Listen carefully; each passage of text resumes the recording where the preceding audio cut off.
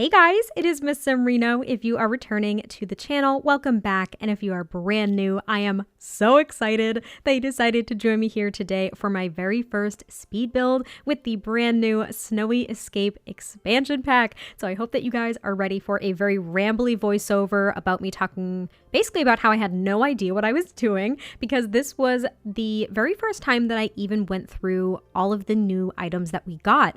As I have mentioned in a couple of my previous speed builds prior to the pack's release, I did not watch any early access footage at all. I didn't watch the live stream. I didn't watch any builds. I didn't watch any gameplay, literally nothing. I got maybe a couple of spoilers from Twitter just from, scrolling through.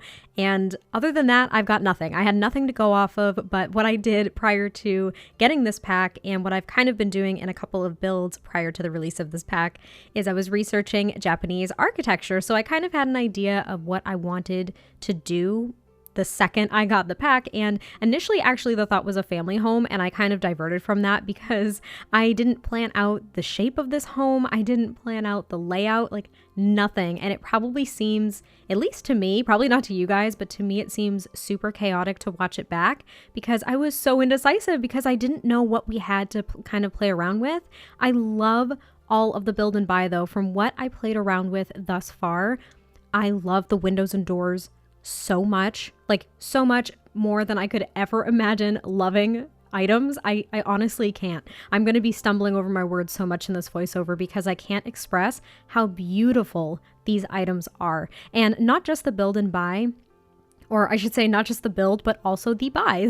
A lot of the furniture and the decorations that we got are absolutely stunning. The textures are so good. They're so good. And my friend, Paul Pancake, if you guys have not heard of him, he's over on YouTube and on Twitch, but he was talking about how he wanted to use some of the base game items with the new pack just to kind of see how everything meshed together. And he mentioned how some of the meshes and the swatches just kind of need to be updated. And I wanted to say I wholeheartedly agree because the textures for all of these assets that we got with this pack are so detailed and so beautiful. And then as I was kind of flipping through on and off camera, I was looking through some of the base game things and I was like, wow, these really should be updated. These textures are not great. I'm not trying to knock it. I mean, when the game came out, what was that, 7 years ago at this point? I guess I'm not surprised that there have been advances with things like this, but yeah, I was looking at those and I was like, I don't think I'm going to do a base game and Snowy Escape build right off the bat. I think I'll have to save that and kind of plan it out a little bit more because I think it's really the textures of the meshes that throw me off. But anyway, let's get back to this build. I was trying to mess with the platforms a little bit here. And what I realized is that if you have a home on a foundation that's raised at all from ground level, you can't actually attach a platform to it. I was trying to attach a platform and have it sunken into the ground a bit to make a little bit of a Zen garden, but it just did not work. So I kind of scrapped the idea and moved on to some of the landscaping and working on the rest of the outside structure. And this home is actually only for a couple. This isn't a family home, so I'll be doing that hopefully very soon. But yeah, this is only a 1-bedroom, 1-bathroom home. And basically there's this little connecting walkway from the main house over to a living space, which I don't think is necessarily traditional, but I really wanted to do it because one, I didn't have the room for what I wanted to do. I picked a very small lot and I built a very small home. That was my own doing. But I was just so excited to kind of play around with everything that I just went with it. And basically in this main portion of the home, there is the kitchen, a dining space, as well as the bedroom and bathroom upstairs. And then in the attached part of the home, kind of across that walkway, is just this big living space that also houses a desk and a computer. So I don't know, I kind of liked the idea. I have a feeling that that's definitely not how houses would be divided up, but I really liked it. And the first thing I worked on was the little entryway, the genkin. I hope I pronounced that correctly. And then I worked on the dining space with this low-lying table, the kotatsu, I believe. I'm still working on pronunciation, and honestly, now that I'm excited, I know I'm going to pronounce things wrong. But yeah, there's the little entryway. The first thing I did when I was playtesting this build is I tested out the ability to use those shoe racks and determine whether or not you would allow Sims to wear shoes indoors or wear slippers or allow shoes indoors. Those are the 3 options. And it was so freaking cute. It was so, so cute. And it's just like such a small detail that I'm so glad they incorporated. I also realized that you can upgrade that table, which I haven't really fully played around with, but you can upgrade that table with a few different things like, I don't know, increasing the heat or auto heat or something like that. I can't even really remember. And then I played around with the little heaters, like the space heaters that you have, and you could set like auto thermostat, or you could turn it on and off depending on the temperature in the home, which I thought was really cool. And as you can see, I'm starting to make a living space here, and then I just realized that I hadn't placed a staircase yet to the second floor. And that meant I had no room for a kitchen or anything, which is why the living space ends up being on the other side of this home. I was going to say like compound, but basically it's home. And yeah, I don't know. I was touching all of the items. I was clicking on all of them. I was trying to figure out what they all did, if they had certain things that they did, such as like the heaters or the shoe racks that now have functionality.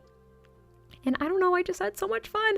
I'm honestly like kind of freaking out a little bit because it was so cool, and I'm so excited to share this one with you guys. I am recording this at 11:07 a.m. Eastern time on the day that the pack is released. I did not pull an all-nighter. My plan was to pull an all-nighter, get the pack at midnight, build something, have it up for 9 a.m., which is my normal upload time. And yeah, no, I was really tired last night, so I just said, I'm going to bed.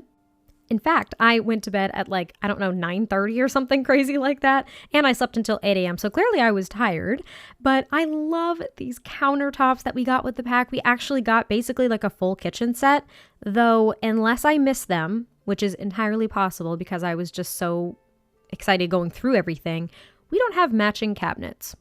And I probably missed them because I felt like they were in the trailer, but I can't remember. So I didn't actually use any cabinets. I just used kind of like this storage shelf thing that we got with the pack. And I thought it was really, really nice. And then I move up to the upstairs, and this is where the bedroom is as well as the bathroom. I probably could have made this 2 bedrooms. However, the bedrooms would have been the exact same size. And I thought that was a little bit odd for like a master bedroom and a kid's bedroom. So that's why I ended up just gravitating towards making it into a 1-bedroom home. I promise, like I mentioned, I will do a family home at some point, but I just wanted to kind of familiarize myself with the pack and the different objects we have. And now I feel a little bit more confident tackling something maybe a little bit bigger and a little bit more planned out. But the first thing I do is sort out the bathroom, which I did separate the toilet and showering area, just like I have in all of my Japanese inspired builds thus far. And then I ended up using the platforms again on the second floor. And what was unfortunate, though I'm not surprised, was that if you do a platform upstairs, you can't lower it lower than the floor. Does that make sense? So basically, if you're on the second level, you can't sink in a room, but you can raise the platform. So I did raise one of the platforms up just to make like a little, it's basically like a big walk-in closet is how I use that skinny little space over there. I put the new wardrobe that we got with this pack in there, as well as just like a chair, the one with the throw over it, which I just absolutely adore. And I thought it made the room just a little bit more of a master bedroom because honestly, it is still like a very small room, but I loved using that nice open door / archway that we got with this pack as well, and making that platform just up 1 step so you could go into the walk-in closet. I was thinking of even making it like a little bit of a meditation room at first. However, I just really didn't want to go with that idea because I had an idea for a bit of a Zen garden outside. But then I move over to this living space, and in playtesting, though it looks really nice, I realized that my sim could not light this fireplace. So I wasn't sure if it had to do with the fact that it's up on a platform. That's kind of what I assumed. But it could also be because the coffee table that I place is a little bit too close. I did kind of sacrifice it just because I loved how it looked, but I did want to mention it just in case you guys are like, well, I can't light the fireplace. Yeah, I know, and it made me sad too, but I really liked how it looked, so don't hate me. I just really liked it. And I ended up using this new couch that we got, as well as the bookcase. I used these little side tables, which I think are so cute, and they seem a lot smaller than a lot of the other side tables we have, which I greatly appreciate because a lot of the side tables we have are super freaking big. And then over there in the other kind of side of the room, because I didn't really know what else to do, I ended up putting a desk with a computer just because it's at least one activity, because I did not put a TV in this home just because I loved the way the fireplace looked, and it seemed really awkward to kind of put the TV above that fireplace because it was already raised up on the platform. It just seemed too high. Do you know what I mean? So this was basically the living space, and initially I thought that those were doors too, and then I realized they were all windows. So I ended up just putting some of these blinds over here, and then I end up moving on to the exterior once again to kind of work on a little bit of a Zen garden. I'm going to have to work a little bit harder to make spaces like these because I realized I really didn't know what I was doing at all.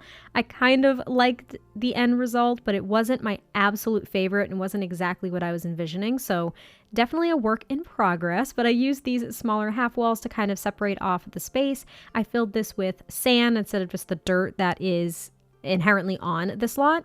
And then I actually put a pool. I wasn't going to at first, but I put like an octagonal? Is that the word, octagonal? It is an octagon. I put a pool that is shaped like an octagon in here to kind of make it like a little meditation pond. And then I just put a few meditation stools and added a few gates that do actually work even though they're not attached to a fence, which is super weird.